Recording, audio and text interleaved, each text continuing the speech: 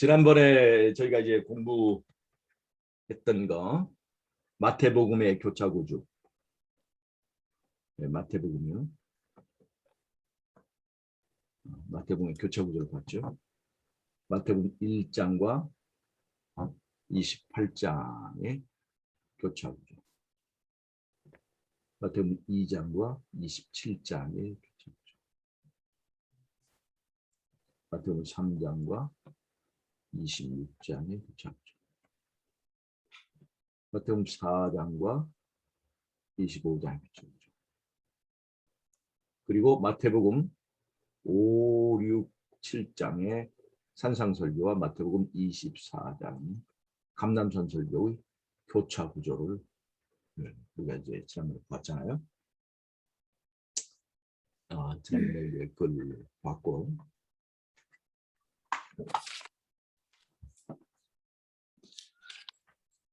지난번에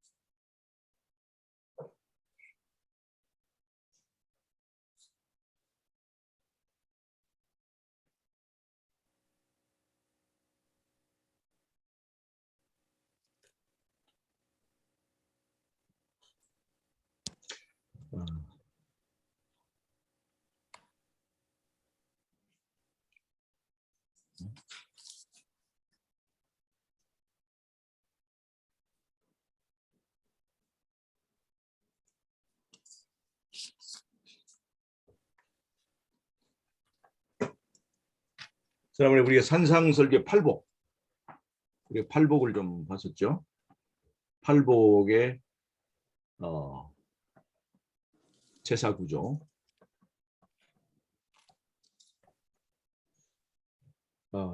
그러니까 이 산상설교는 모세오경의 재해석입니다. 모세오경의 재해석이죠. 자, 한번 보겠습니다.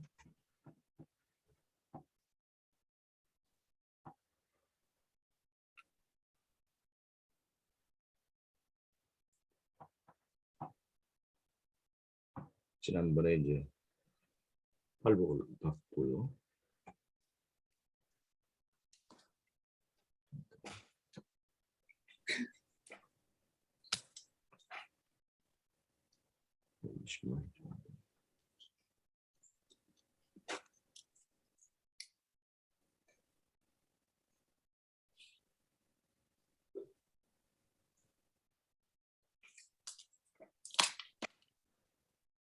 여기 이제 5장 17절 부터 한번 보겠습니다. 5장 17절부터 보면 율법에 대한 예수님의 확실한 그 견해가 나옵니다. 내가 율법이나 선지자나 폐하러 줄로 생각하지 말라. 폐하러 온 것이 아니요 완전케 하려 함이로라 그랬죠. 완전케 함. 이 완전케 함이 뭐냐? 그러니까 예를 들자면 양으로 제사를 드리다가 예수님께서 십자가에서 완성하셨죠. 완전케 했죠. 그러니까 완전케 했으니까 이제는 이것은 끝났다. 해졌다. 이런 것을 말하는 것인가? 아니면 율법에 관한 논쟁이 하늘에서 시작되어서 예수님께서 그 율법의 모본을 보이시고 또 율법이 요구하는 그 죄의 값을 치르시고 하는 행위를 통해서 십자가에서 하나님의 율법이 더 옹호되고 강화되어서 이제 이것이 더 강화되고 또 레벨을 높인 것인가 하는 그런 두 가지 얘기를 할 수가 있어요. 보통 일반 개신교에서 율법이 십자가에서 율법이 폐했다는 것은 바로 이 논리를 가지고 양에서 예수님으로 왔기 때문에 이제 율법은 더 이상 필요 없고 믿기만 하면 된다 하는 것이 바로 이런 얘기거든요. 그래서 우리가 이 율법에 이건 두 가지가 있잖아요. 하나는 이제 의문의 율법이고 하나는 이제 도덕률이잖아요. 의문의 율법의 완성은 양에서 예수로 이렇게 오는 것이고, 그 다음에 여기 실체가 왔기 때문에 의문의 율법은 더 이상 이제 의미가 없어서 폐하는 거예요. 그것이 온전케 하는 것입니다. 그런데 도덕률, 중요한 건 이 도덕률이 이 의문의 율법과 똑같이 취급을 받아야 되느냐 하는 거거든요. 그래서 산상설교는 이것을 뭐라고 하느냐 하는 것을 보는 거예요. 자, 이거 봅시다. 율법을 크게 두 개로 나누면 하나는 도덕률이고 하나는 의문의 율법이잖아요.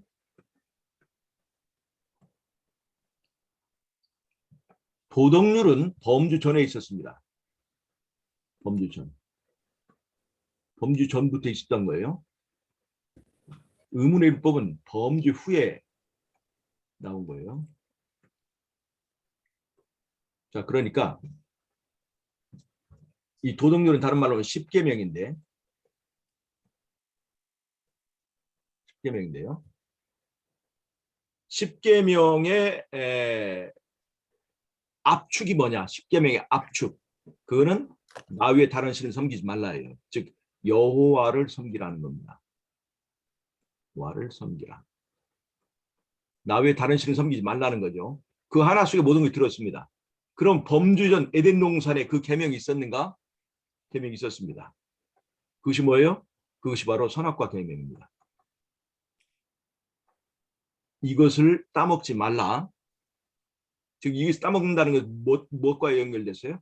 즉 하나님 여호와를 섬길 것이 순종과 불순종의 이 표거든요. 즉 여호와를 섬기는 표는 이 선악과를 따먹지 않는 것입니다. 그래서 선악과 계명 속에 이 모든 것이 다 들어있어요. 이 도덕률이 다 들어있습니다. 자, 살인하지 말라. 살인하지 말라는 계명이 시내산에서 10계명 받기 전부터 시내산에서 있을까 없을까? 시내산에서의 비로소 10계명을 받아서 살인하지 말라라는 계명이 발동이 됐는데 사실 그 전에 가인이 아벨을 죽였을 때 범죄자가 되었잖아요. 범죄자가 되었다는 것은 이 살인하지 말라는 계명이 작동하고 있다는 것을 말합니다. 즉 계명은 그 전에 있었어요. 어디에 들었었느냐? 이 선악과 계명 속에 다 들어 있었습니다. 압축돼 있었죠. 이제 우리가 이제 보통 이제 인터넷 하다 보면 버튼 하나 딱 누르면 다시 그것이 쫙 열려가지고 그 세부 내용이 나오고 또 다시 그 이전으로 하면 또 그 이전 계명 그 이전 그 루트로 또 가게 되고 즉 하나를 누르면 10개가 쫙 퍼지는데 마찬가지로 이 선악과 계명 속에는 모든 10계명이 다 여기에 내포되어 있었습니다. 제가 그것을 지난번에 10계명 속의 복음을 설명해서 말씀드렸죠. 1, 2, 3, 4 계명 속에 삼위일체가 들어있고 그 다음에 5, 6, 7, 8, 9, 12 이렇게 세 개의 짝이 있으면서 이것이 이쪽에 다 연결된다고 이렇게 말씀드렸죠. 이렇게 그 다음에 두 번째 이렇게 그 다음에 이렇게 다 연결되고 이것은 요 하나 속에 들어가서 10계명의 모든 내용은 한 첫 번째 계명 속에 다 완전히 압축될 수 있다고 제가 말씀을 드렸어요. 그러니까 이 선악과 계명 속에 이미 도덕적 계명이 있었습니다. 이 도덕적 계명을 범하면 어떻게 되냐? 그러면 여기 범하면 거기서 사망이 오는 거예요. 죽음이.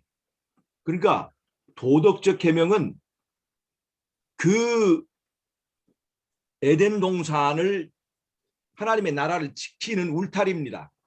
자, 이거 보세요. 율법이라는 게 지난번에 설명드렸죠. 법의 원리가 처음에 자유권, 자유. 혼자 살 때는 모든 것을 내 마음대로 다 할 수가 있어요. 그러나 2명 이상의 사람이 살게 되면 내가 누리는 자유를 다른 사람도 누릴 수 있는 평등의 권리가 있습니다. 그래서 함께 최대한의 자유를 누리기 위해서는 최소한의 양보가 있어야 돼요. 최소한의 자유의 양보가 있는 거예요. 최소한의 자유의 양보가 뭐냐? 그것이 바로 법입니다. 법이죠. 그래서 에덴 동산에서 선악과 계명입니다. 이거는 공동체의 영속성을 유지하기 위해서예요. 즉 모두의 영생을 확보하기 위하여, 모두의 영생을 지키기 위하여 이 율법이 필요한 거죠. 이 율법을 그러면 만약에 범하게 되면 어떻게 되느냐? 범하면 그 사람은 자신의 영생을 반납해야 됩니다. 그 사람은 공동체를 무너뜨린 것이기 때문에, 나라를 무너뜨린 것이기 때문에, 그래서 선악과를 따먹으면 이게 죽게 되는 거예요. 사망이 오는 거죠. 이 원리예요. 자, 그 다음에 이제 의문의 율법은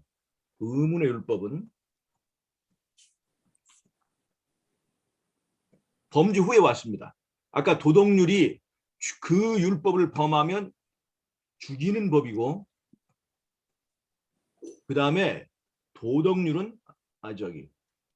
죽이는 법이라고 한다면 의문의 율은 율법은 뭐예요? 제사법이거든요. 제사법은 죽게 된 사람을 살려주는 법입니다. 살려주는 법이에요. 치료하는 법입니다. 치료하는 법이에요. 그러니까 다릅니다. 이 법이 다르죠. 도덕률은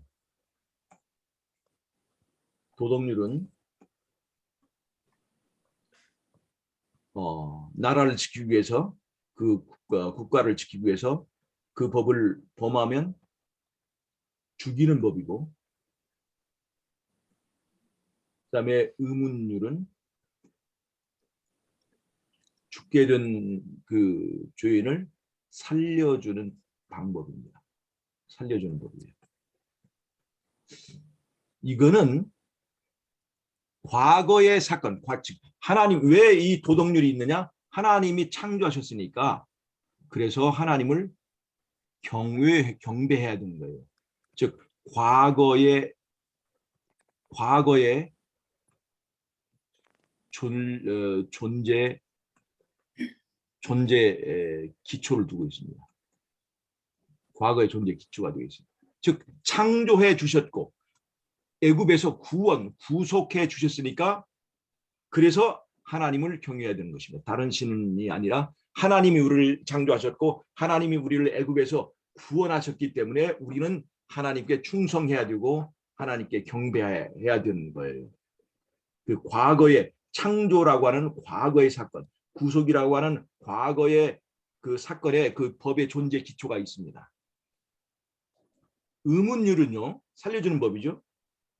창세기 3장 15절에서 하나님께서 하나님의 아들이 와서 우리를 살려줄 것을 약속하셨습니다. 살려주는 예수님께 십자가를 약속하셨죠.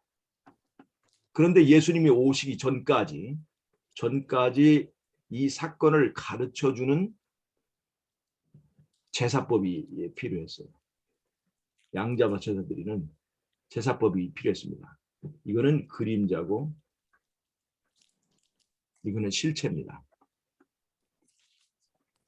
이 사건은 장래 미래의 사건입니다.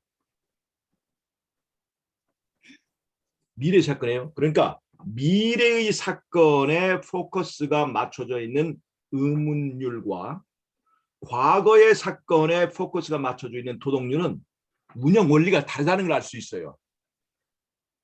그런데 이것을 동일하게 취급을 하게 되면 바로 일반 개신교 같은 그런 해석의 오류가 나오는 겁니다.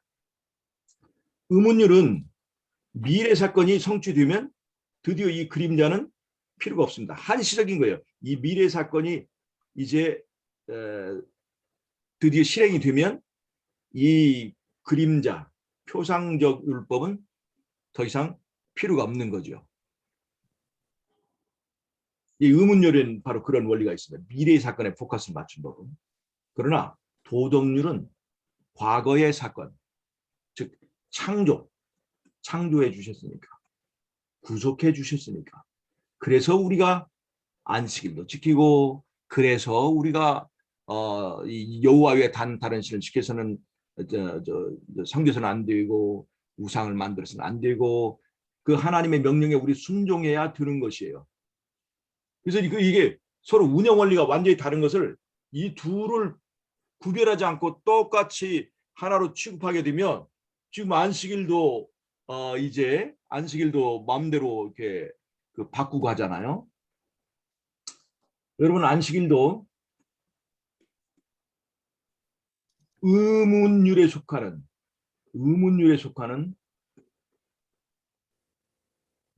절기 안식일이 있습니다. 절기 안식일. 그다음에 도덕률에 속하는 제7일 안식이 있습니다.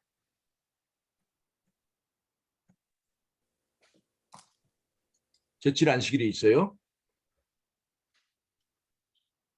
의문율에 속하는 이 절기 안식일은 봄철에 3개, 가을철에 4개가 있습니다. 이게 뭐냐면 무교절 처음 시작할 때 첫 번째 안식일, 무교절 일주일 마칠 때 2번째 안식일, 그리고 오순절 때 봄철 3개의 절기 안식이 있어요. 이거 다 안식일입니다. 가을철 절기 안식일은 나팔절 때 이제 절기 안식이 있고, 대속절 때 있고요. 그 다음에 초막절, 8월 14일부터 시작되는 초막절에서 초막절 처음 시작할 때 7번째, 저기 5번째, 6번째, 초막절 끝에 마지막 때 7번째. 이건 절기 안식일입니다. 이 절기 안식일에 이게 의문율에 속하는 절기 안식일이 있습니다. 이것은 예수님께서 십자가에서 실체의 그 제사를 지내면서 이제 십자가를 중심으로 실체적 절기가 진행되기 때문에 이런 과거 이런 절기는 더 이상 지킬 필요가 없게 되었습니다. 그러나 제7일 안식일은요. 제7일 안식일은 예수님 안에서 이 안식이 완성되는 절기 안식일이 아닙니다. 예수님 안에서 이 절기 안식일은 말이죠. 양이 예수님 안에서 완성되는 거죠. 완성되는 거. 그럼 안식도 그런 거냐? 제7일 안식일의 안식도 그런 거냐? 이상구 박사는 그렇게 얘기하죠. 안식 예수님 안에서 완성됐으니까 더 이상 이제 안식일 지킬 필요가 없다고 이상구 박사는 심지어 그렇게까지 지금 주장을 하는데요. 이거는 그렇지 않습니다. 이 제7일 안식일은 예수님과 이 안식일이 실체와 그림자 사건이 아닙니다. 이 안식일의 뿌리는 창조라는 과거의 사건을 기념하는 기념일이에요. 즉 과거의 뿌리를 두고 있는 거예요. 이게. 그래서 이 안식일은 제7일 안식일은 구별해야 되는 거죠. 예수님 안에서 완성되는 그런 그것이 아니라 과거의 사건에 기인했고 예수님의 안에서 구속이 이루어졌으니까 이 과거의 사건에 의해서 더 강화되는 그런 강화되는 그런 이 시스템을 가지고 있는 안식이라는 거죠. 예수님 안에서 완성됐기 때문에 폐해지는 것이 아니고 예수님 그 과거의 창조를 기념하는 것이고, 또 예수님의 구속을 기념해서 또다시 계속해서 이어지고 연결되는 안식이라는 거죠. 그래서 이상구 박사나 이렇게 이 일반 개신교의 말하는 그 가르침은 이 제7일 안식일을 의문율 원리에다가 그 네, 맞춰서 맞아요. 그렇게 해석을 하는 거죠. 그렇게 해석을 하는 거죠. 이거 딱 좋아요. 예, 그렇습니다. 그래서 이게 의문율과 도덕률은 확실히 다릅니다. 그것이 어떤 것에 포커스를 맞추고 있는가 전혀 달라요. 그래서 그것을 같은 원리로 적용하면 안 된다고 하는 겁니다. 예. 그래서 이제 이걸 보면요. 이제 우리가 이걸 보면 우리가 지금 이제 마태복음 5장 17절부터 보지 않습니까? 내가 율법이나 선지자나 폐하러 온 줄로 생각지 말라. 폐하러 온 것이 아니오 완전케 하려 함이로다. 딱 그렇게 얘기했죠. 그러면서 진실로 너에게 이르노니 천지가 없어지기 전에는, 이 천지가 없어지기에는 무슨 말이에요? 과거의 사건을 얘기한 겁니다. 과거의 존재 기초인 창조. 창조가 무효가 되지 않는 이상 율법의 1.16은 반드시 없어지지 않으면 다 이루리라. 특별히 그 중에 그것이 확실하게 가장 나타난 것이 바로 안식일입니다. 안식일은 창조를 기념하는 것이라고 분명히 십계명 속에 그를 선포하고 있습니다. 십계명에 이는 하나님이 제7일에 창조를 마치시고 이 날을 구별하였습니다. 하나님이 안식하였습니다. 즉 기념일이라는 것을 분명히 얘기를 하고 있어요. 즉 앞에 있을 일을 표상과 실체로서 그런 관계를 갖고 이렇게 하는 것이 아니라 과거의 일을 기념하는 거라고 그랬어요. 그래서 그 원리를 여기가 분명히 얘기해주고 있는 겁니다. 마태복음에서는 천지가 없어지기 전에는, 즉 과거의 존재 기초가 없어지기 전에는 율법의 1.16이라도 반드시 없어지지 않고 다입니다. 자, 그리고 이제 19절부터 나옵니다. 자, 의문율 방식으로 완전케 되는 것인가 아니면 도덕률, 아까 제가 말씀드린 도덕률 방식으로 강화되는 것인가 하는 것을 19절은 분명히 얘기하고 있습니다. 그러므로 누구든지 이 계명 중에 지극히 작은 것 하나라도 버리고 또 그같이 사람을 가르치는 자는 천국에 지극히 작다 일컬음을 받을 것이요 누구든지 이를 행하며 가르치는 자는 천국에서 크다 일컬음을 받으리라. 우리가 이 19절을 보면 그러니까 십계명이 이 도덕적 율법이 십자가로 인해서 폐기되지 않는다는 것을 분명히 여기 지금 선언하고 있는 거예요. 그리고 이 십계명의 최종 압축이 첫 번째 계명이잖아요. 첫 번째 계명은 하나님의 나라를 선포하는 거예요. 나 위에 다른 신을 섬기지 말라. 하나님의 나라. 그러니까 십자가가 하나님 나라를 세우는 것이냐 아니면 하나님 나라를 말하는 이 계명을 폐하는 것이냐. 이 하나님 나라를 상징하는 거거든, 십계명은요. 그리고 나라를 십자가로 인해서 하나님 나라가 더 굳게 서야지. 십자가로 인해서 그럼 십자가에서 나 외에 다른 신을 섬기지 말라는 계명이 폐했단 말입니까? 라고 물어본다면 이것은 끔찍한 얘기죠. 안식일 빼고 그러면 십자가 때문에 나 외에 다른 신을 섬기지 말라는 그 계명이 폐했습니까? 라고 물어본다면 이 저기 뭐 율법이 폐했다는 사람들도 거기서는 머리를 극적적 한단 말이에요. 살인하지 말라. 그 계명도 폐했습니까? 간음하지 말라. 그 계명 폐했어요. 고작 폐한다는 것이 안식일 하나를 폐한다는 그것을 그 결론을 만들어내려고 십자가에서 이 율법이 다 폐했다는 그런 것들을 적용한다는 것은 정말 웃기는 얘기죠. 율법이 폐했다는 것이 안식일 계명만 폐했다는 구조는 성경에 하나도 없어요.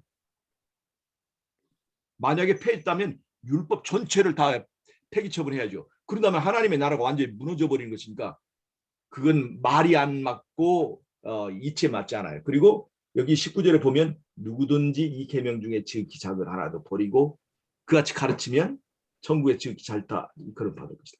이 말은 다른 말로 하면 이렇게 가르치는 사람은 천국의 정책과 완전히 배치된다. 즉 천국이 뭐예요? 하나님 나라. 하나님 나라에 의해서 관점에서 볼 때는 이렇게 가르치는 것은 진짜 말도 안 되는 소리다 하는 얘기입니다. 즉 십자가는 이렇게 하나님 나라를 세우기 위해서 예수님께 십자가에서 죽으시면서 율법의 정당성을 입증하셨는데, 믿음을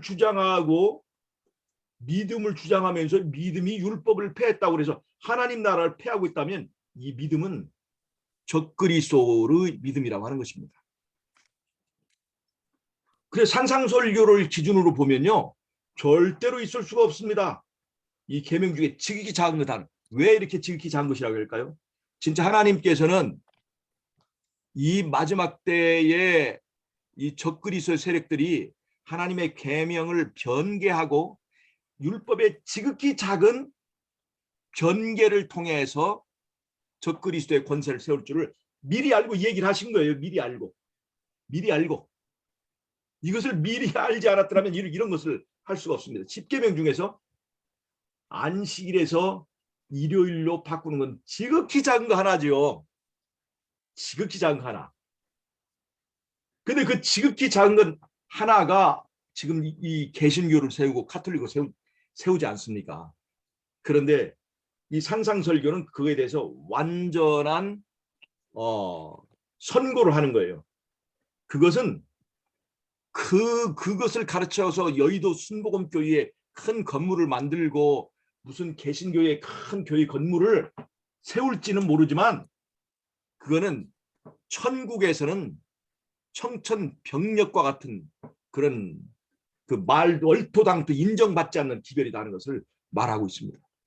그래서 예수님께서 말씀하시는 거예요. 너희가 인자의 날에 믿음을 보겠느냐? 믿음이 뭐예요? 믿음은 하나님 나라를 세우는 겁니다. 하나님의 나라를 세우는 거예요. 믿음은 뭐예요? 과거에 유대인들이 율법을 지키는 것보다 더 잘 지키도록 수준을 높여주는 거거든요. 그것이 바로 산상설교입니다. 바로 이어지는 얘기가 바로 그겁니다. 내가 너희에게 이르노니 너희 의가 서기관과 바리새인보다 더 낫지 못하면 결단코 종교에 들어가지 못하리라. 분명히 얘기했잖아요. 서기관과 바리새인보다 더 낫지 못하면 결단코 천국에 들어가지 못하리라. 다른 말 여기서 20절이 왜 그럴까요? 너희 의가 뭐예요? 너희가 율법을 지키는 것이, 너희가 의는 말이죠. 율법을 지키는, 순종하는 그 행위를 말합니다. 너희가 율법을 지키는 것이 서기관과 바리새인보다 더 낫지 못하면 결단코 천국에 들어가지 못합니다. 서기관과 바리새인이 어떻게 율법을 지켰는가 아시죠? 율법주의가 율법을 지키는 것. 그 안식일 계명을 지키기 위하여 얼마나 그들이 가진 그 말도 안 되는 이 규율들을, 사람의 그 계명을 만들어 가지고 지키려고 노력을 했는지. 우리가 서기관과 바리새인들의 신앙을 우리가 때때로 폄하하는 경우가 있지만, 옛날에 그 중간기, 예수님 그 말라기서부터 예수님 오실 때까지 중간기가 있잖아요. 그 동안에 그때 바리새인들이 마지막에 이제 바리새파가 나는데, 그때 이제 헬라의 그 뭐 안티오쿠스 에피파네스인가 그 사람들이 이렇게 공격해가지고 이 바리새인 가족을 잡아다 놓고, 너희들이 여호와를 섬기지 않는다고 말하면 너희들을 풀어주겠다라고 하는데, 7 아들을 가지고 있는 여자 앞에 너희가 이 여호와를 섬기지 않는다고 말하면 살려주겠다라고 얘기했는데, 이 여자가 말을 듣지 않고 나는 여호와 외에는 다른 신을 섬길 수 없다. 그러니까 그러면 네가 네 신앙을 부인할 때까지 네 아들을 네 눈앞에서 7 아들을 하나하나 죽이겠다 하는데, 7 아들을 다 죽을 때까지 끔찍 않고 이렇게 여호와를 이렇게 섬기는 그 신앙을 포기하지 않고 죽었다는 거예요. 그러면서 너희들 죽을 때마다 이렇게 죽는 것을 두려워하지 말라 하고 이렇게 장려하면서 7 아들이 다 죽고 자기도 죽고 하는 신앙을 했다는 것이 이게 바리새인의 신앙이랍니다. 이 정도가. 우리가 말이죠.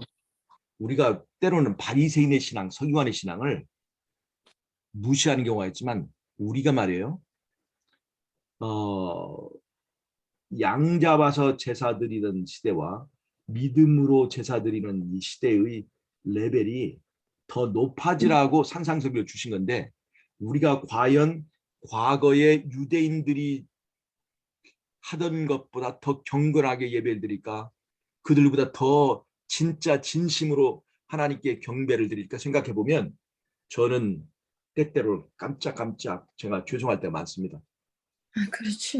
예, 우리는 서기관과 바리새인의 발끝 때만큼도 못하는 그런 지금의 유대인들이 안식일 지키는 것보다 더 못하게 불경건하게 예배를 드리는지 몰라요.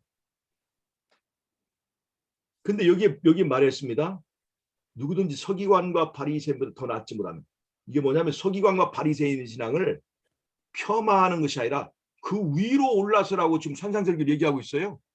서기관과 바리새인보다 더 나은 신앙을 하라. 그리고 말하는 것이 이 뒤에 이제 얘기하고 있습니다. 살인하지 말라 하는 말을 내가 들었지만 예수님은 형제에게 노하는 자마다 심판을 받게 되고 형제를 대해 나가라 하는 자는 공유에 잡히게 되고 미련한 놈이라 하는 자는 지옥불에 들어가리라. 이게 무슨 말이에요? 살인하지 말라라고 하는 것을 폐한다가 아니라 바리새인보다 더 잘 지켜라 이렇게 우리가 지금 레벨을 옮겨주는 것입니다. 이게 지금 예수님의 산상설교는. 그러니까 이 산상설교는 율법을 지금 폐하지 않고 완전케 한다는 것인데 이것이 의문율에 완전케 하는 방식을 말하는 것이 아니라 도덕적 율법에 완전케 하는 방식을 분명히 얘기하는 거예요. 그 율법을 폐하는 것이 아니라 더 강화하고 있는 모습을 보여주는 겁니다. 만약에 의문율 융법, 의문율에 그 완전케 하는 것이라고 하는 것은 이제 실체가 왔으니까 더 이상 과거의 그 법은 지키지 말아야 되는데 그런 것이 아니라 과거에 그 살인하지 말라는 계명이 서기관과 바리새인보다 더 높게 지켜라 하는 것을 레벨을 높여주는 것을 보여주고 있는 겁니다. 이게. 그러니까 산상설교만 우리가 올바르게 인지하고 이게 올바르게 해석하고 있으면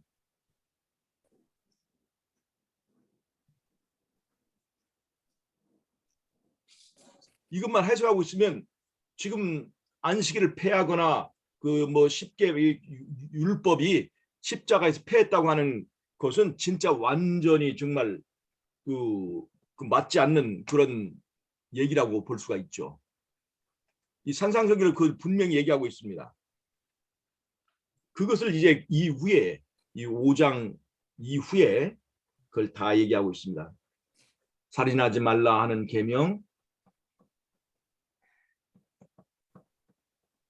자, 이거 서기관과 바리새인이 이것을 잘 지켰는데 이 이상으로 지키라는 얘기입니다. 그건 무슨 말이에요? 내면의 문제까지 너희들은 율법 앞에서 거리낌 없이 하라는 얘기죠. 율법을 폐하기는커녕 율법을 강화했다는 겁니다. 이게 산상설교예요. 자, 이렇게 되면 말이죠. 잘 보세요. 이 복잡합니다. 문제가 복잡해져요. 자, 이 산상설교를 예수님은 지키라고 했을까? 지키라고 이렇게 설교하셨을까요? 너희들은 인성이 나와 다르기 때문에 너희들은 육신 때문에 지킬 수는 없어. 를 가르치는 것일까요? 이 지키라고 하는 것일까요? 지킬 수 없어를 가르치는 걸까요? 이 산상설교는 지금 뭐를 얘기하는 것일까요? 지키라고 하는 거. 지키라고 하는 거예요. 지키라고. 이게 참 환장을 놓으십니다. 이게 율법을 우리는 이것을 지킬 수 없어. 인간의 우리의 인성을 가지고는 율법을 지킬 수 없어라고 하는 것은 산상설교하고는 완전히 맞지 않습니다. 완전히 맞잖아요. 심지어 이 내면의 문제까지 예수님 말씀하시거든요. 이 내면의 문제. 우리가 그렇잖아요. 우리도 지금 우리 사람을 죽여본 적은 없어요. 저도. 사람을 죽여본 적은 없어요. 죽이면 안 되지. 그런데 속마음을 말하면 제가 죽여도 몇백 명은 죽였겠네요. 이런 식으로 한다면. 두렵지 않습니까? 네, 그렇죠. 그럴 수도 이 있겠죠. 산상설교식으로 율법에 순종을 말한다면 이걸 어떻게 지키냐고요. 솔직히 말하면 그런 얘기 나오잖아요. 그러면 왜 산상설교 왜 주셨어요? 왜? 산상설교 왜 주셨을까요? 왜요? 예수님은 그것을 가능하게 해주신다고 하는 약속이 들어있는 거예요. 여기에 명령에는 반드시 약속이 있습니다. 이 산상설교의 끝장 7장에서는요 그렇게 얘기를 합니다. 좋은 나무가 나쁜 열매 맺을 수 없다. 나쁜 나무가 좋은 열매 맺을 수 없다. 왜요? 이게 본성이기 때문에 그래요. 그러면 적어도 예수님은 우리의 이 본성의 문제를 해결해 주신다는 약속을 전제로 우리가 예수님은 이것을 우리에게 가르치실 자격이 있는 거예요. 그렇잖아요? 우리 안에 지금 형제를 미워하는 마음이 얼마나 있는데 그 죄의 본성이 있는데 이거를 만약에 예수님이 해결해 주시지 못한다면 이 산상설교는 그만두고 서기관과 바리새인들의 그 레벨도 맞추기가 어렵다는 거죠. 지금 우리가 개신교에서 서기관과 바리새인들의 신앙만도 못하게 그 계명을 폐해버리는 것은 서기관과 바리새인만도 못한 그 레벨을 주는 겁니다. 근데 예수님은 이것을 폐하는 것이 아니라 이것 위에 서라 위에 이보다 더한 레벨을 높여라 이렇게 얘기를 하거든요. 그러면서 예수 이렇게 말씀하시는 거예요. 나무가 문제다. 믿음은 뭐냐? 믿음은 누구를 믿는 거예요? 나를 믿는 것이 아니잖아요. 나를 믿고 일을 하는 것이 아니잖아요. 너를 믿으라고 하지 않았어요. 예수님은요. 너를 믿고 이것을 행하라 하지 않고 예수님을 믿고 예수를 의지하고 예수님을 믿고 이 일을 순종하라는 거거든요. 그러니까 이 일을 순종하는 이 내면적인 본성의 문제를 해결해 주는 것은 예수님이 하는 일입니다. 그것이 믿음이 바로 그것을 하는 거예요.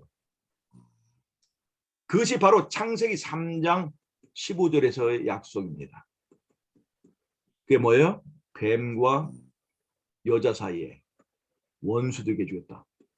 자, 우리가 이게 뱀을 보면 새끼뱀, 우리를 해칠 능력도 없는 뱀이라도 그것을 만지거나 그걸 잡아가지고 무슨 물고기처럼 튀김해서 먹는다든가 뭐 찜을 해서 먹는다든가 그런 거 전혀 할 수 없잖아요. 왜 그런 징그러운 마음, 혐오하는 마음을 우리가 가졌을까? 뱀을 보면. 그렇게 보면 예쁜데 꽃뱀이 얼마나 예뻐요. 가진 채색으로. 그런데도 왜 그것을 보면 이렇게 징그럽고 혐오스러운 마음이 생겼을까?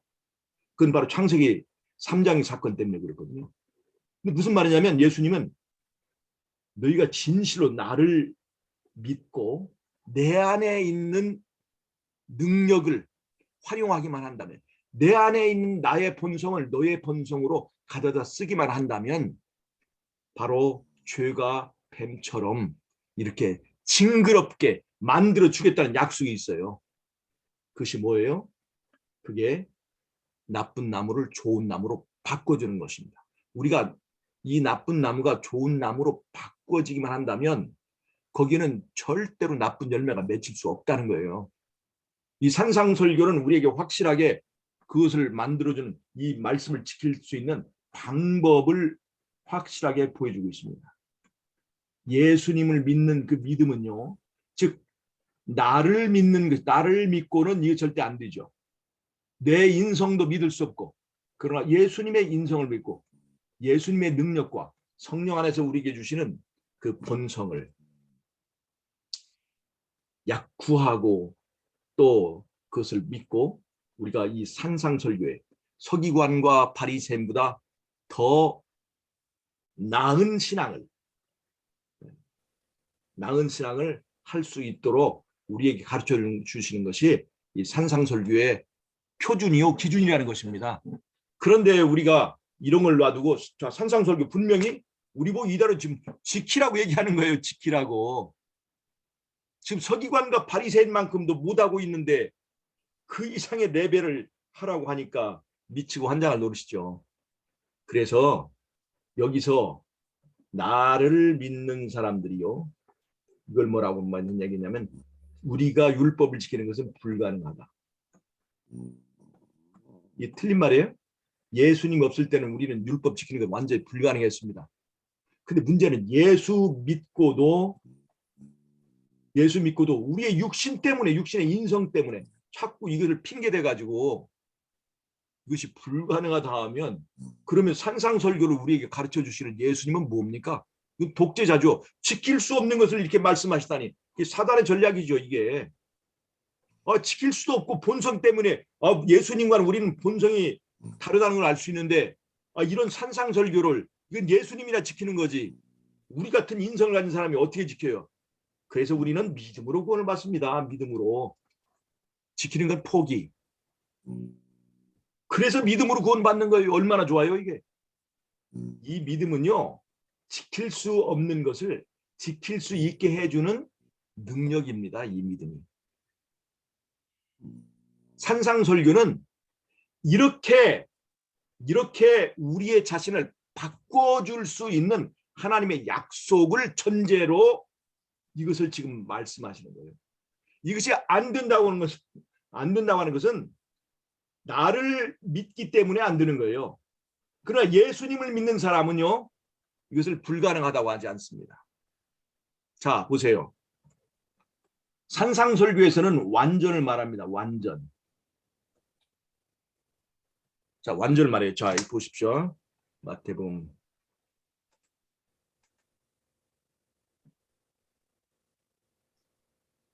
자, 여기 보세요. 48절. 그러므로 하늘에 계신 너희 아버지의 온전하신 것 같이 너희 온전하. 여기 온전을 얘기하고 있죠. 완전이나 온전이나 똑같은 말인데. 예.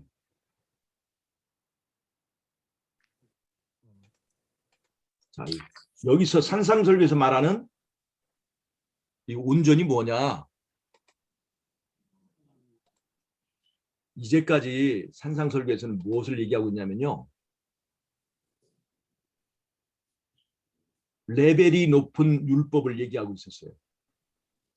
살인하지 말라라는 계명에 예수님의 레벨은 마음속에 미움도 살인한 걸로 친다.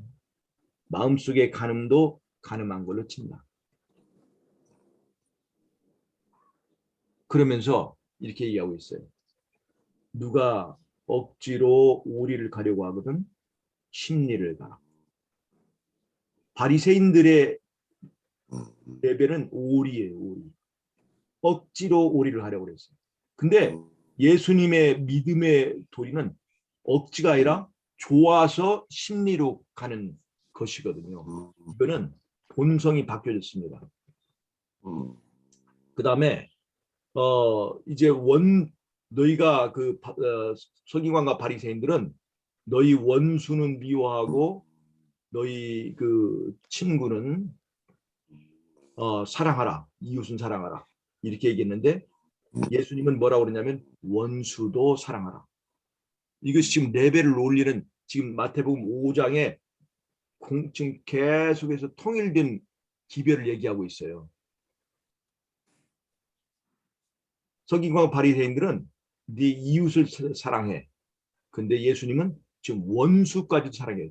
이게 뭐냐? 하나님이 의인만 햇빛 주는 게 아니라 악인도 햇빛을 주잖아. 그러니까 하나님이 이렇게 의인과 악인에게 똑같이 비를 내리고 햇빛을 주는 것처럼 너희도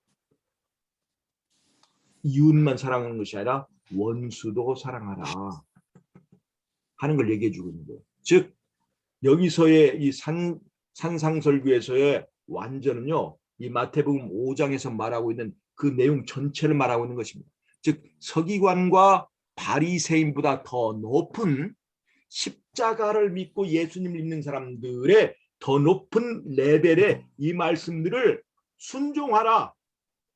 이것이 바로 사랑의 행위인데, 이렇게 하는 것을 온전이라고 그랬어요. 그것을 완전.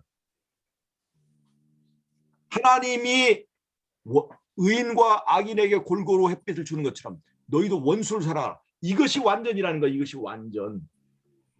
서기관과 바리새인들이 정말 살인하지 않고 간음하지 않고 그랬지만 예수님은 마음속에 미워하는 마음, 마음속에 간음한 행위, 그것만으로도 간음한 걸로 친다, 살인한 걸로 친다 하는 것이 바로 예수님의 완전의 표준입니다. 이게 마태복음 5장 전체가 바로 완전을 설명하고 있어요. 근데 예수님은 그것을 행하라 이겁니다. 행하라는 거예요. 지금 이게 하나님이 완전하신 것처럼, 하나님이 의인과 선인을 다 똑같이 햇빛과 비를 주는 것처럼 너희도 가리지 말고 사랑하라. 이제까지 5장 전체가 바로 그 얘기했어요. 이것이 완전이에요. 이것이 완전. 이것이 말이 완전인데, 자, 예수님과 나는 인성이 다릅니다. 우리는 죄의 인성을 가졌고 예수님은 왜 의의 인성을 가졌다고 해봐요. 물론 같은 것도 있죠. 이 육신의 껍데기, 식욕이나 성욕이나 다 그런 건 같은 거고. 그래 예수님 안에는 이기심과 교만심이 없었으니까요. 이런 것들인데 예수님이 이런 상황에서 우리가 이걸 인간이기 때문에 못 지킨다. 이런 말을 해야 만드는가. 인간이기 때문에 못 지키기 때문에 뭐가 필요해요? 믿음이 필요하죠. 믿음을 통해서 하늘에서 그냥 서류상으로만 이 땅에서는 내가 변화될 수 없고 이 땅에서는 죄를 지을 수밖에 없지만 그래도 믿으면 하늘에서 장부상으로 너는 의롭다고 장부상의 변화만 있는 것이 아니라 이 땅에서 실제로 좋은 열매 맺게 해주겠다라고 하는 것이 이 산상설교에서 정말 얘기하는 겁니다. 산상설교에서 말하는 완전은 바로 그런 거예요. 예수님께서 높이시는 이 수준으로 율법을 지키는 것, 이게 완전이라는 거예요. 여러분 이걸 할 수 있습니까? 없습니까? 할 수 있다는 거예요? 없다는 거예요? 산상설교는? 있다는 겁니다. 해야 된다는 거예요. 해야 된다. 할 수 있다는 거예요. 있다는 거. 무엇을 통해서? 나를 믿고 내 육체 힘으로는 안 되죠. 누구 믿고? 내가 안 되니까 예수 믿게 되는 거예요. 나를 믿고는 할 수 없으니까 나를 바라봐야 안 되죠. 파도를 바라보면 물속에 빠질 수밖에 없죠. 예수를 바라보면 갈 수 있다. 아니 바다 위도 걸어가는데 바다 위도 걸어갈 수 있는 이적이 가능하다면 우리가 이런 일 할 수 있습니까? 없습니까? 있습니다. 예수 믿고는 가능하다는, 나를 믿고는 안 됩니다. 내 본성, 내 머리 이런 걸로 가지고는 안 되죠. 근데 왜 할 수 없다고 하냐 말이에요. 예수님은 해야 된다고 얘기하고 있는데 왜 할 수 없다고 하냐. 이건 큰 문제라고 저는 봐요. 제가 박진아 목사의 이 완전론 이거 잘 들어봤어요. 근데 결국에는 할 수 없다는 얘기도만 보니까 할 수 없다는 얘기예요. 이게. 근데 저는요. 율법이 바로 요구하는 것이거든요. 율법이 지금. 율법이 요구. 예수님을 믿는 믿음으로 우리는 율법이 요구하는 것 이상을 할 수 있다. 왜냐? 십자가에서 치르신 예수님의 값이 우리를 간신히 구해주는 정도가 아니라 우리의 죄 값을 갚고도 남을 만큼 충분한 값을 치렀기 때문에 같은 원리로 말하면 우리는 예수님을 믿고 이 율법의 요구를 치르고도 하고도 남는다. 바로 그 얘기가 산상설교가 우리에게 가르쳐준 얘기라는 것입니다. 산상설교의 기별과 지금 이 완전론을 비판하는 사람들이 얘기는 정반대입니다. 여러분 요한의 7교회에 보낸 메시지를 아시죠? 우리가 이제 구원은 어떻게 받느냐? 믿음을 얻는다. 7교회에 보내는 메시지에서요. 구원은 믿음으로 얻는다는 얘기가 한마디도 없습니다. 구원은 이기는 자가 얻는다고 했어요. 이기는 자. 구원은 이기는 자가 얻는다고 그랬어요. 모든 상급과 구원의 약속은 이기는 자에게 주는 거예요. 근데 이기는 자에게 주는데 이길 수 없다고 얘기하면 어떻게 되겠어요? 이길 수 있습니까? 없습니까? 이런 우리의 육체의 본성을 가지고 이게 하나의 투쟁이고 싸움인데요. 이 싸움을 우리가 이길 수 있을까요? 없을까요? 이길 수 있어요. 있습니다. 이길 수 있어요. 이길 수 있다고 해야지. 이길 수 있다고 해야죠. 지금 여기서 그 7교회에서 이기는 자에만 그 하나님 나라의 낙원에 있는 과실을 주어 먹겠다. 이기는 자만 둘째 사망 해를 받지 않겠다. 이기는 자만 새 이름을 주겠다. 이기는 자만 성전에 기둥이 되게 해주겠다. 이기는 자만 내가 이기고 아버지 보좌에 함께 앉는 것처럼 이기는 자만 너희도 내 보좌에 함께 앉게 해주겠다 얘기하는데 이길 수 없다고 하면 어떻게 하겠다는 거예요 도대체.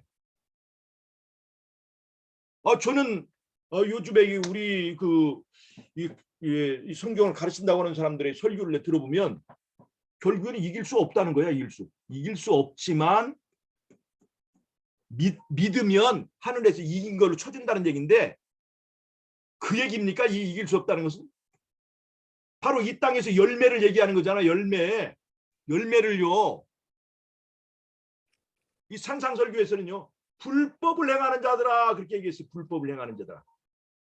자, 내가 귀신도 쫓아내고 이적을 행하고 네?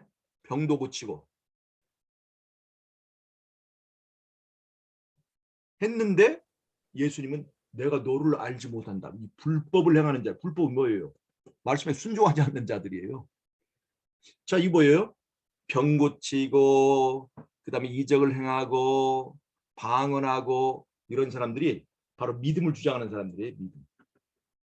믿음을 주장하면서 이길 수 없다고 가르치는 사람들이 거짓 선지자들입니다. 불법을 정당화하는 거예요. 그래서 그 열매를 보라. 열매. 선지자. 그 사람이 선지자인가 아닌가 하는 것을 거짓 선지자 아니냐는 것을 열매를 보고 판단하라고 했어요. 열매를 부정하면 이길 수 없는 거죠. 이길 수 없는 거예요. 하늘에서 이 땅에서는 그대로인데 하늘에서는 내가 믿었으니까 하늘에서만 이겼다고 쳐주는 게 아니라 이 땅에서 열매를 요구하는 거예요. 불법은 이 땅에서 그걸 이길 수 없다고 그래서 그것을 정당화하고 있는 사람이에요.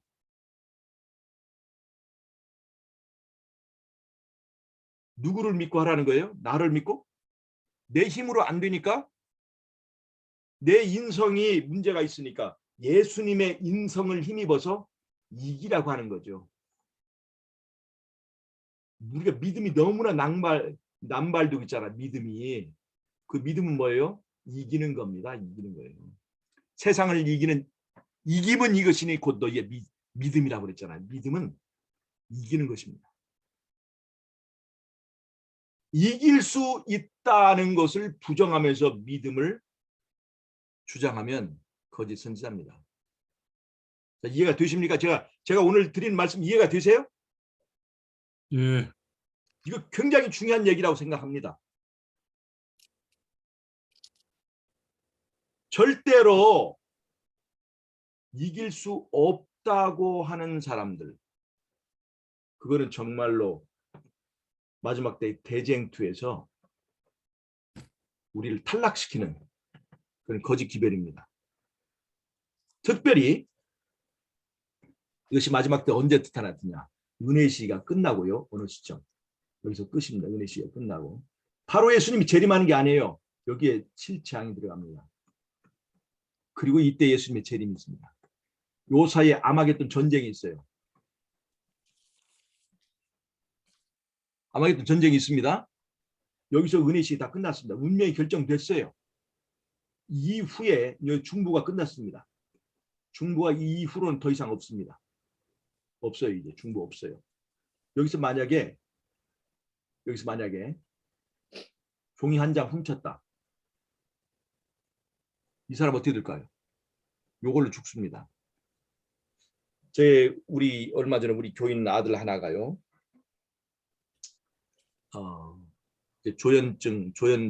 조현병 증세가 있어서 그게 약을 먹는데 그 약이 너무 독해가지고 얘가 뭘 잘못 먹었는지 그 약 먹은 채 취해서 이렇게 탁 해가지고 숨을 못 쉬어갖고 뇌로 산소 공급이 안 돼서요. 하루 종일 그걸 모르고 방치해가지고 얘가 뇌사 상태에 빠져버렸어요.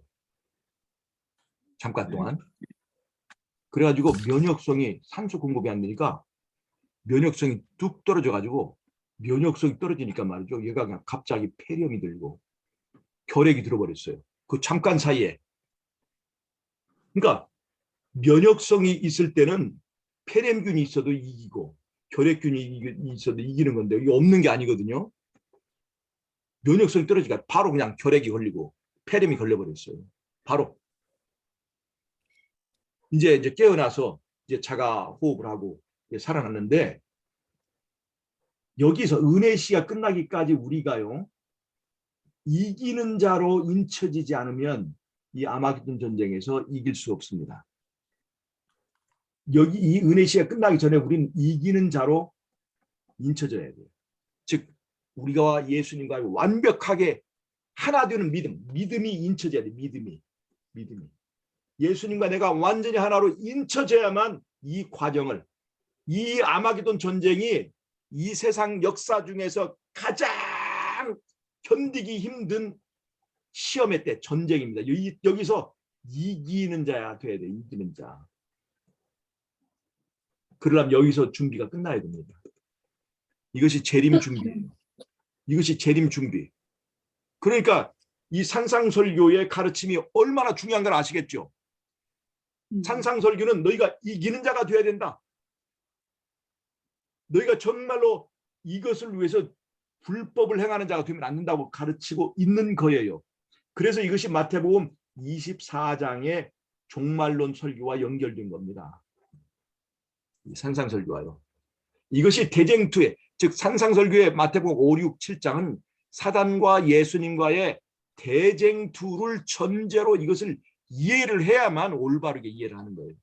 이 대쟁투를 알지 못하는 일반 개신교에서는 그래서 이 산상설교를 이해하지 못하는 겁니다.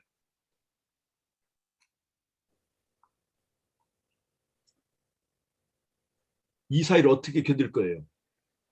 우리가 뭐 은혜로 주님 안에서 잠들면 이전에 우리가 좀 한다면 더 쉬운 것이지만 요 과정을요 예수님의 중보 없이, 예수님의 중보 없다고 그래서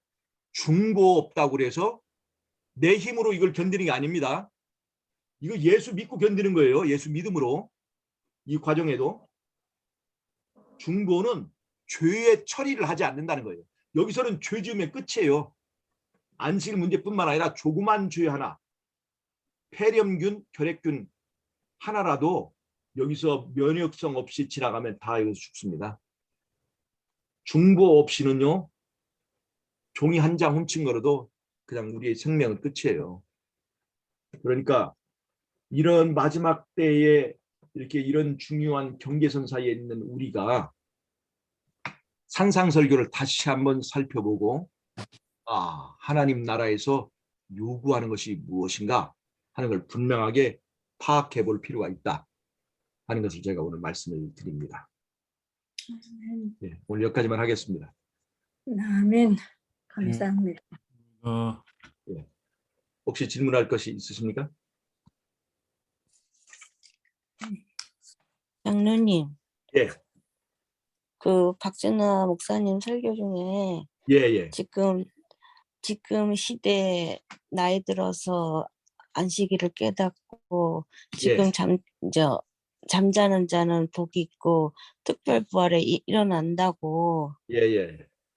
그렇게 설명을 하시더라고요. 예. 근데 저는 그게 납득이 안 가거든요. 예, 그 특별 부활 얘기들을 그렇게 하는데요. 그거 사실 네. 성경에도 없고 예언의 시대도 없어요. 그렇죠. 그게 특별 부활을 우리가 지금 가르치고 있는데 그렇게 이 특별 부활에 나오는 사람은요, 예수님을 창으로 찌른 자들. 네. 그 성경이 얘기됐죠. 왜냐하면 예수님을 욕하고 하던 사람을 그 온 세계 앞에서 그렇게 하던 사람들이 증인으로 그걸 보게 돼요. 모욕했던 사람들이. 그런 몇 사람에 대한 특별 부활이 있지. 이 특별볼 그 해석은요. 제가 예언의 네. 신에도 그게 거기에 그런 얘기 없고 저 없어요. 아니 예, 뭐 특별 부활이 어떤 사람이 나온다고요? 연세 많으셔갖고 지금 믿고 안식일 돌아가. 믿고 예. 예, 세천자의 기별을 받고 예, 죽은 자들이 예, 예수님 이 재앙 이렇게 지난 저기 할 때 요때 예. 여기서 이제 나와가지고 요 기간을 거친다. 뭐 그렇게 이걸 말하는 거죠, 집사님? 네. 예. 근데 지금 그게 그거 어디서 아닙니다. 나오는 거예요? 그거 더 없어요. 지금 우리가 그렇게 가르친 사람 많아요, 우리 교회에서.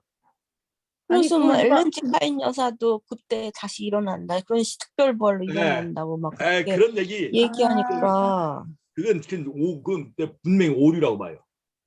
네, 맞아요. 그건 오류예요. 그건 있을 수가 없습니다. 그렇죠. 그 사람 왜 그러냐? 그 사람은 그 박진아 목사는 네. 14만 4천을 네. 상징으로 보기 때문에 그렇습니다. 예, 너무 상징으로 얘기를 하시더라고요. 상징으로 보는 거죠. 그러다 보니까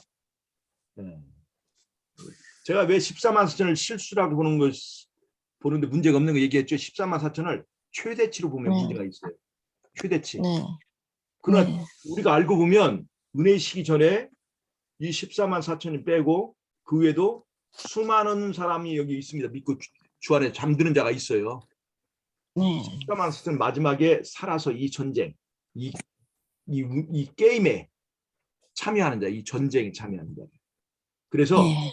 14만 4천을 실수라고 하고 이런 패턴에서 보면 최소한 14만 4천 이상은 구원받습니다.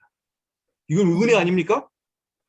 그렇죠. 최소한 14만 4천은 구원받게 돼 있어요. 아니 14만 4천은 살아서 구원받은 사람들을. 그렇죠. 예. 그런데 박진아 목사는 이 14만 4천을 상징으로 보니까 그 사람들이 여기 다 이제 구원받는다 이렇게 얘기를 하죠.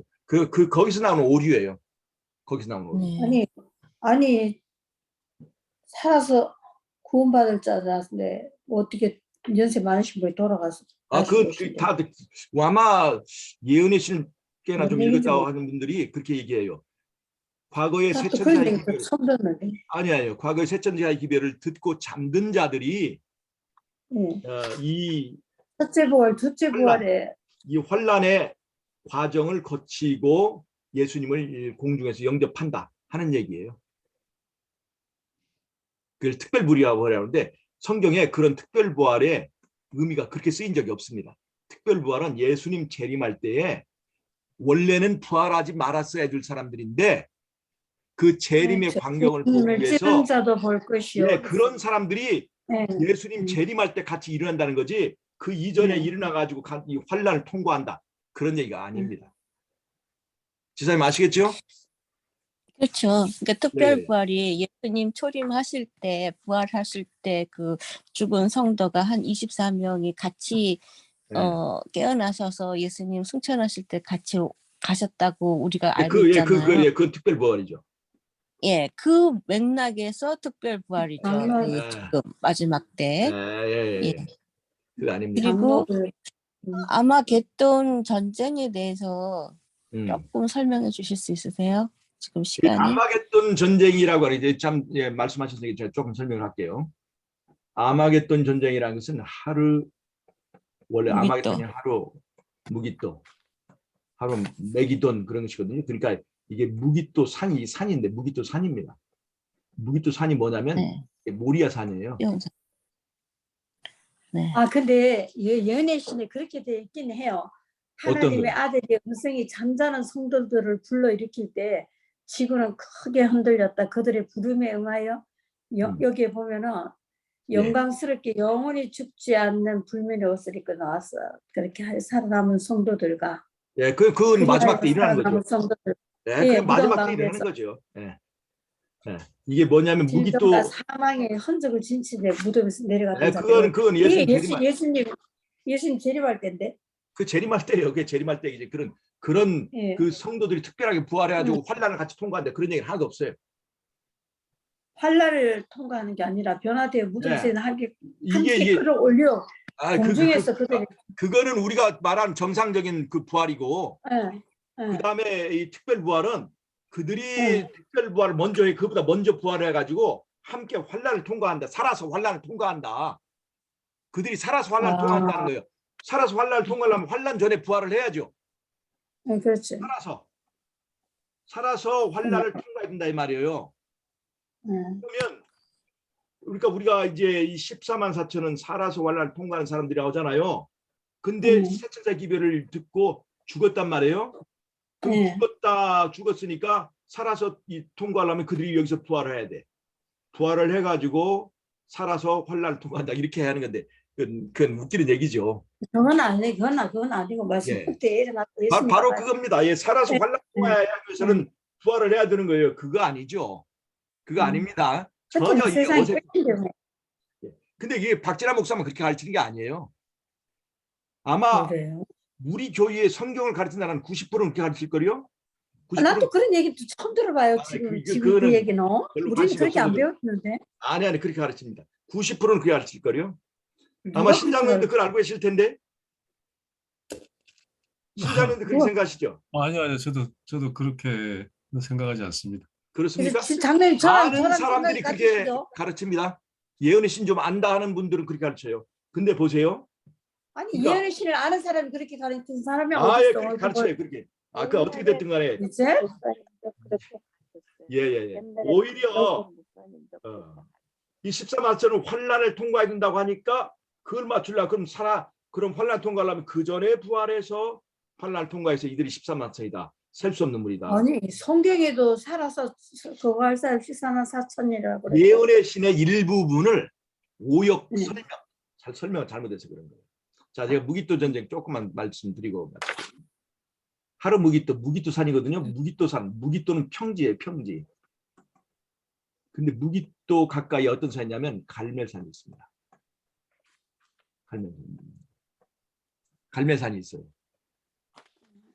우리가 서울은 평지인데 서울의 산하면 남산이잖아요. 서울 산하면 남산하는 것처럼 이 무기토의 산하면 갈멜산입니다.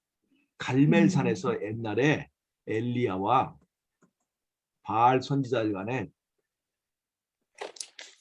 전쟁이 있었습니다. 그게 뭐 종교 전쟁이 있었어요. 선악의 대쟁투가 있었죠. 대쟁투가 있었어요. 그래서 이 무기토 산 전쟁이라고 하는 것은 바로 옛날에 엘리야가 바알 선지자들과 했던 영적 종교적 전쟁을 말하는 거예요. 하늘에서 시작된 그 종교 전쟁입니다. 하늘에서부터. 사람이 율법을 지킬 수 있느냐 없느냐, 산상설교를 지킬 수 있느냐 없느냐, 이런 전쟁이 이어져 왔어요. 그것이 마지막 때 사단이 아마겟돈 전쟁을 일으킬 때 살인 명령이 내려지고 그 전에 경제적인 모든 그 일을 준명에 의해서 경제적인 핍박이 이루어지고 살인 명령이 내려지고 모든 사람이 그 사람들을 보기만 하면 죽일 정도로, 그리고 여기다 악령받은 사람의 눈들이 다 뒤집어 버려요. 주변에 자기를 옹호하는 사람들이었습니다. 소수의 무리만, 소수의 그 무리가 14만 4천이죠. 14만 4천인데 이것이 대단한 무리처럼 보이지만 각 전 세계에 이것이 흩어 있으니까 이게 전 세계에 흩어져 있어요. 그러니까 정말로 각 그 저기에서 소수의 무리들이 이 쫓겨다니는 거예요. 소수의 무리들을 놓고 악령에 걸린 사람들이 이 사람들을 죽이려고 덤벼듭니다. 그럴 때 이들이 하나님의 명령에 순종하고 안식일을 지키고 짐승의 표를 받지 않고 이제 이 시기를 지나가는데 이 환란은 모든 천사들이 다 지켜보고 있어요. 저렇게 환란, 또 저런 유혹, 욥의 세 친구 같은 그런 신학자들의 이론, 그런 것들이 있음에도 불구하고 룻처럼 신앙을 지키고 어머니가 어디로 가든지 나는 따라가고, 다른 말로 하면 어린 양이 어디로 가든지 저는 따라가고 죽어도 주님께 죽겠습니다 하고 따라가는 이 소수의 무리, 그들이 겪는 이 전쟁을 아마겟돈 전쟁이라고 해요. 전쟁입니다. 이거를요 이거를 통과할 수 있기 위해서 이것을 통과하려면요. 영적 힘이 필요하고 그다음에 신체적 준비도 필요합니다. 그래서 음식물 기별로 준비되어 있어야 돼요. 이게 무슨 말이냐? 이렇게 짐승의 표가 있으면 우리가 병원에 갈 수 없어요. 그러면 이렇게 코로나 같은 병이 돌아다닙니다. 그러면 이제 국가에서 해주는 모든 지원은 없어요. 그럼 병원은 우리가 갈 수 있는 병원은 없습니다. 그러면 우리의 몸 속에다가 좋은 병원 하나를 차리는 거예요. 그게 바로 음식물 기별입니다. 우리 안에 강력한 면역 체계, 즉 우리는 외부 병원에 가는 게 아니라 내부 병원을 미리 건설해 두는 것입니다. 그게 바로 음식물 기별이에요. 병원을 좀 세우려면 시간이 걸려요. 그래서 음식물 기별은 지금부터 해야 되는 거예요. 코로나보다 더한 전염병이 있을 때 우리에게 병원에 갈 수 있는, 약을 사 먹을 수 없는 있는 기회도 없을 때 우리 안에 병원을 미리 가지고 있는 사람들이, 강력한 코로나가 있어도 예수 믿는 사람들이 그 풀무불 같은 그런 환경에서 타죽지 않고 살아남는 그것을 통해서 우리가 하나님께 영광을 돌리게 되는 거예요. 그래서 미리 시골 생활도 하도록 준비했습니다. 시골 생활. 이 경제적인 지원이 전혀 끊어진 상태에서 우리의 믿음을 지킬 수 있도록 미리 자급적인 자급 환경을 만들고, 또 우리가 그런 갑자기 도시생활, 편리한 생활 하다가 갑자기 이제 쫓겨나게 되면 감당할 수 없어서 우리 육체의 연약함 때문에 우리 신앙을 포기할까 봐서 시골 생활을 통해서 우리의 삶을 통해서 단련과 연단을 미리 가지도록, 또 하나님과 교통할 수 있는 실제적인 경험을 갖도록 이런 시골 생활을 주신 거예요. 교육 기별, 시골 생활 기별, 그다음에 건강 기별. 이런 것들이 전부 다 14만 4천에 겪는 아마겟돈 전쟁을 위해서 우리에게 주신 전략이고 권면입니다. 무슨 말 아시겠어요? 지금은요 병원 마음대로 갈 수 있죠. 지금 시장에 가서 얼마든지 우리가 먹을 식량 구할 수 있죠. 지금은 잘 모릅니다. 지금은요 음식물 기별 잘 지키는 사람과 안 지키는 사람들이 차이가 없어요. 언제 나타납니까? 바로 요런 때, 그때에 이야, 내가 예언의 신 말씀대로 실천하며 살기를 정말 잘했네 할 때, 바로 요때, 이 아마겟돈 전쟁 때 알게 될 거예요. 그래서 지금 우리가 할 일은 성경과 예언의 신으로 돌아가는 겁니다. 이게 굉장히 중요한 아니 거다. 장로님, 그러면 네.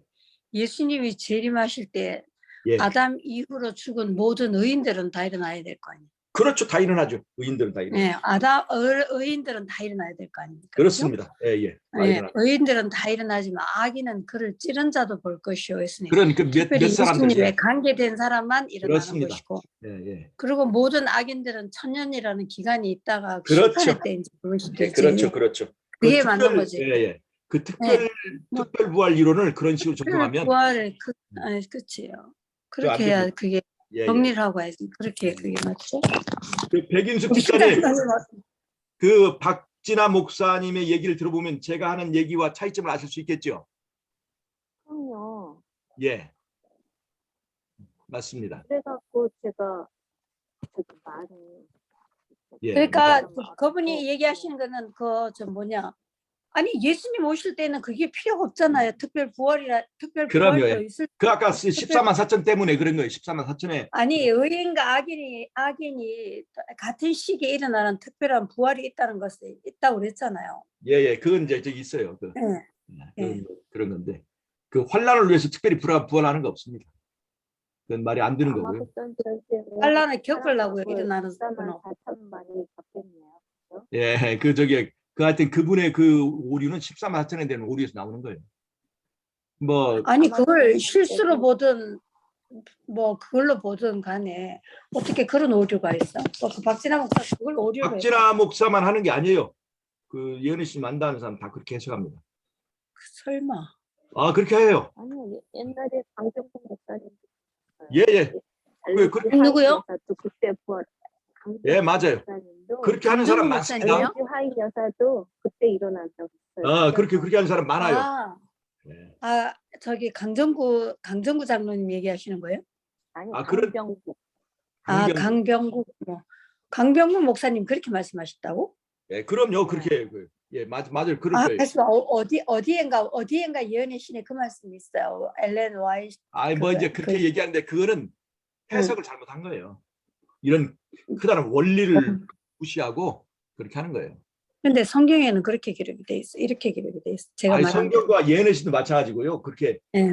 진정한 흐름을 알면 그렇게 그러니까. 보지 않는데. 우리 신장로님은 어떠세요? 예, 신장로님은 어떻게 생각하세요? 이 특별 부활에 대해서? 저도 지금 이 고장로님하고 비슷한 생각입니다. 이런 생각인데, 예. 네, 그렇죠. 난 또 갑자기 하니까 정신이 번쩍 드네. 예. 이거 그런 거 생각도 안 하고 있다. 예. 갑자기 가니까 정신이 번쩍 드네. 이게 뭐지? 예. 우리 백인수 집사님이 우리 교회를 네. 개종하신 지 얼마 안 되는데 공부를 너무나 열심히 하셔서 대부분의 네. 것들을 다 섭렵하셔요. 굉장한 열심이 있으십니다. 네, 아니 저 박진환 목사님 뭐라고 설교하시는지 제가 한번 들어보고 다음에 다시 한번 예. 대화를 나누도록 예. 하시겠습니다. 왜냐하면 목사님이 그렇게 어이없이 그런 설명을 아니 받아요. 그렇게 가르치는 사람 많다니까요, 집사님이. 아까 강병국 목사도 그러고 그렇게 가르치는 사람 많아요. 그건 오해를 하고 있는 거예요. 잘못 특별 해석한. 부활에 대해서, 예, 잘못 특별 해석한. 부활에 대해서 그렇게 얘기를 한단 말이죠. 예. 그럼. 자, 그럼 어느 정도 됐죠? 네, 예, 감사합니다. 여기서 마치도록 할게요.